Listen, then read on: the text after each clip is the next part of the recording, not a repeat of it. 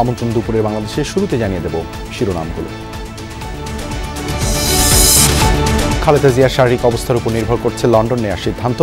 রাতে মেডিকেল বোর্ডের বৈঠক, সবুজ সংকেত দিলেই আসবে এয়ার অ্যাম্বুলেন্স। অভিযোগ থাকবে না এমন আদর্শ হতে হবে আসন্ন নির্বাচন। রংপুরে মতবিনিময় সভায় পররাষ্ট্র উপদেষ্টা। আইনশৃঙ্খলা পরিস্থিতি স্বাভাবিক রাখাই গুরুত্বপূর্ণ। আদর্শ নির্বাচন হতে হবে যেটাতে কারো কোনো কমপ্লেন থাকবে না, এবং সেক্ষেত্রে আইনশৃঙ্খলাটা খুব গুরুত্বপূর্ণ।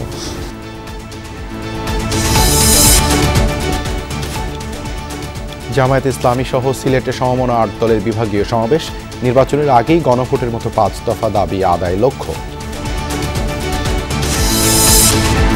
সচিবালয়, র্যাব, কোস্টগার্ডের বড় কর্তাদের সাথে পরিচয়ের কথা বলে আবু নাসেরের অনলাইন প্রতারণা। ফাঁদে পড়েছেন বহু ক্ষুদ্র ব্যবসায়ী। তথ্য যাচাই ও সচেতনতার তাগিদ। এইসব ঘটনার সাথে যারা জড়িত তাদেরকে